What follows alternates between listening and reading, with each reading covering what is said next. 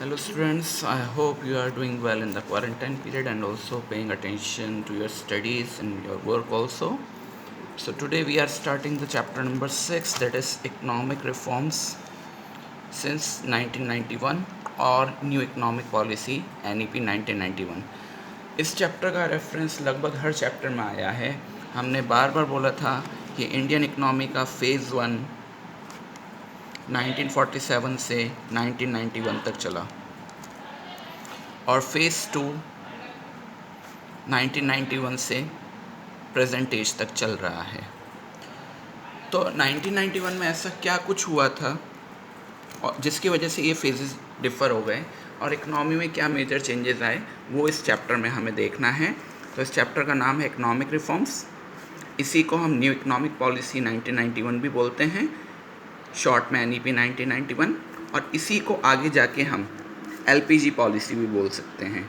ये सब हुआ था ईयर 1991 में, इसीलिए 1991 के ईयर को हमारी इकनॉमी के जिसको हम कह सकते हैं ट्रांजिशन पीरियड के तौर पे माना जाता है। तो 47 से 90 तक आपका फर्स्ट फेज़ चलेगा और 91 से प्रेजेंट ऑनवर्ड्स आपका सेकंड फेज़ शुरू हो जाएगा। तो इकोनॉमिक रिफॉर्म्स के डिफ़ाइन अगर हम बात करें तो these are set of economic policies to accelerate the pace of growth and development. Means आपके इकोनॉमिक पॉलिसीज़ जो भी हैं उसमें ऐसे मेजर चेंजेस लाना जिससे कि ग्रोथ और डेवलपमेंट की प्रोसेस या पेस इंक्रीज़ हो जाए, इकोनॉमिक रिफॉर्म्स होता है।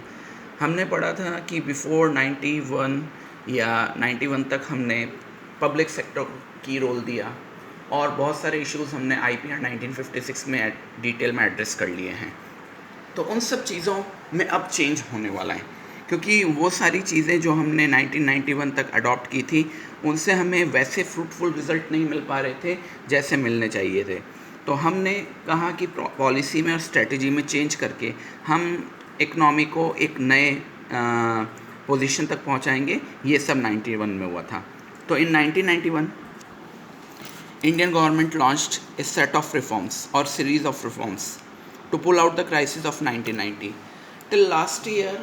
क्राइसिस ऑफ 1990 डिटेल में आपके कोर्स में आ रहा था, बट अभी तक जितनी भी बुक्स मैंने देखी उसमें 1990 क्राइसिस का इतना डिटेल पोर्शन नहीं दे रखा है। So I will check out into the higher authorities and CBSE site also if crisis of 1990 is coming into detail, तो मैं आपको फर्दर एक अलग से सेक्शन बना के क्राइसिस ऑफ 1990 डिटेल में बता दूंगा। अदरवाइज़ आपको ध्यान रखना है कि 1990 तक आते आते इंडिया की पोजीशन बहुत वीक हो चुकी थी और उसी वीक पोजीशन को सॉर्ट आउट करने के लिए गवर्नमेंट ने 91 में ये रिफॉर्म्स लाए थे। आपको अगर एक छोटा सा शॉर्ट डिस्क्रिप्शन याद हो तो पिछले चैप्टर्स में एक बात ये भी आई थी कि 90 तक आते आते इंडिया के पास केवल इतना फॉरेन एक्सचेंज रिजर्व था या फॉरेक्स रिजर्व था कि अगले 10 दिन का इंपोर्ट बिल भी हम पूरा नहीं पे कर सकते थे। प्लस हमारे इंटरनली जो इकनॉमी चल रही थी उसमें प्रॉब्लम्स थी, हमारा कोई भी सेक्टर इतना फास्ट ग्रोइंग नहीं था। तो कुल मिला के इंडिया का इकनॉमिक सिनेरियो पूरा एक तरीके से हम कह सकते थे अनबैलेंस था और उसी को सुधारने के लिए हमने 91 में कुछ पॉलिसीज़ में चेंज किया जिसको हम न्यू इकोनॉमिक पॉलिसी कहते हैं। इसको शॉर्ट में NEP 1991 भी बोलते हैं और इसी पॉलिसी का दूसरा नाम LPG पॉलिसी भी है। NEP न्यू इकोनॉमिक पॉलिसी 1991 का दूसरा नाम LPG है। ऐसा इसलिए है क्योंकि इसके 3 मेजर कंपोनेंट्स होते हैं। पहला लिबरलाइजेशन, दूसरा प्राइवेटाइजेशन, तीसरा ग्लोबलाइजेशन, LPG। तो 91 से पहले लाइसेंसिंग, कोटास और permit for export and import policies चल रही थी। लाइसेंसिंग, प्राइवेट सेक्टर को लाइसेंस लेना पड़ता था। कोटास, डिफरेंट सिनेरियोज़ में डिफरेंट इंडस्ट्रीज़ में वर्क करने के लिए कोटास फिक्स थे। इंपोर्ट कोटास चल रहे थे। क्वांटिटेटिव एंड क्वालिटेटिव रिस्ट्रिक्शंस थे। तो उन सब चीज़ों को हम मिला के कोटास कहते हैं। And permits for import and export, यानी कि इंपोर्ट और एक्सपोर्ट करने के लिए भी आपको गवर्नमेंट से रेगुलर परमिशंस एंड बहुत रिगोरियस प्रोसेस से गुजर के परमिशंस वगैरह लेनी पड़ती थी, तो वो परमिट होता था। तो एक तरीके से अगर हम कहें तो 1991 से जो पहले की पॉलिसीज़ हैं उनका शॉर्ट नेम आता है LQP। और सिंस 1991 हमारी पॉलिसीज़ का नेम आता है एलपीजी।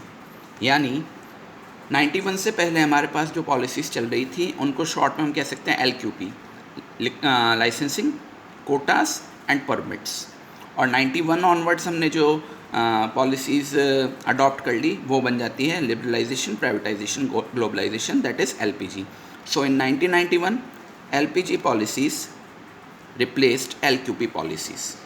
सो इकोनॉमिक रिफॉर्म्स बोले हम, न्यू इकोनॉमिक पॉलिसी बोले, एनईपी बोले या एलपीजी पॉलिसीज़ बोले, हम एक ही टॉपिक के बारे में बात कर रहे हैं। एक ही टॉपिक के 4 अलग अलग नाम हो सकते हैं या रेफरेंसेस हो सकते हैं, और ये सब 91 में शुरू हुआ था। इसीलिए इंडिया की इकनॉमी को 2 फेजेस में पढ़ा जाता है। पहला फेज़ होता है 1947 से 1991 और दूसरा फेज़ होता है 1991 से प्रेजेंट एज। ओके, अब सीधे इसके कंपोनेंट्स को डिटेल में डिस्क्राइब कर लेते हैं। सबसे पहला है एल फॉर लिबरलाइजेशन। लिबरलाइजेशन का मतलब है providing freedom to the producing units from direct और फिजिकल कंट्रोल्स। यहाँ जो प्रोड्यूसिंग यूनिट्स हम बात कर रहे हैं वो हैं प्राइवेट सेक्टर प्रोड्यूसिंग यूनिट्स। यहाँ हम जो बात कर रहे हैं, जिन प्रोड्यूसिंग यूनिट्स की बात कर रहे हैं, वो प्राइवेट सेक्टर यूनिट्स हैं।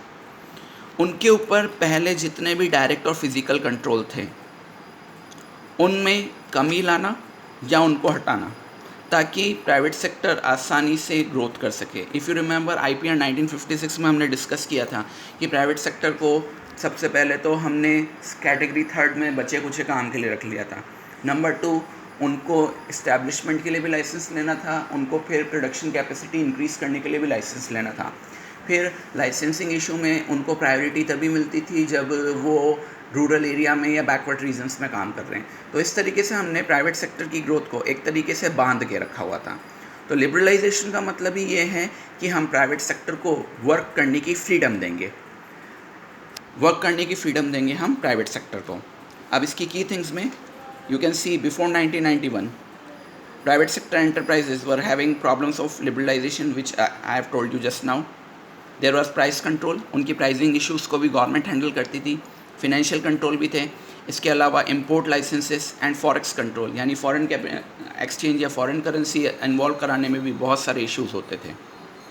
तो इन इश्यूज़ की वजह से private sector was not growing to its potential. इतनी सारी रिस्ट्रिक्शंस की वजह से प्राइवेट सेक्टर आसान तरीके से वर्क नहीं कर पा रहा था। It was feeling a lot of difficulties and trouble all along.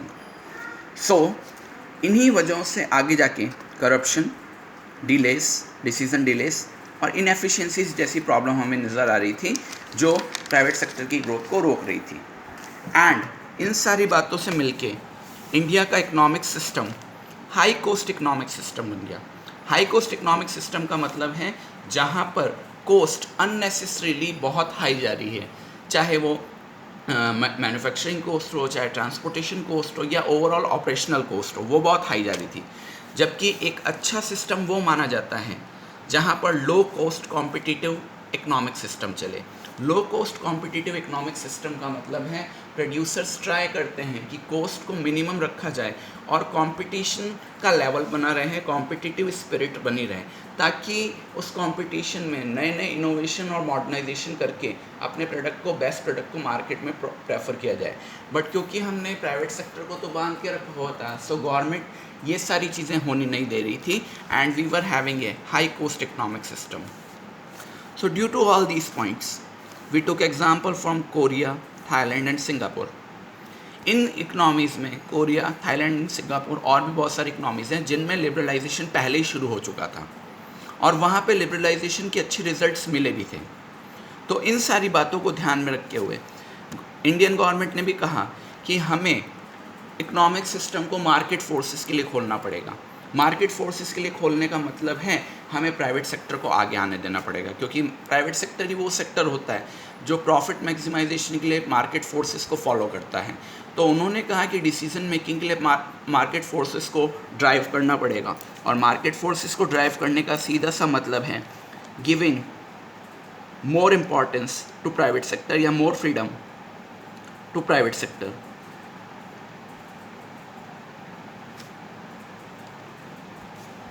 ताकि इकोनॉमिक सिनेरियो में ज़्यादा ग्रोथ और डेवलपमेंट हो पाए।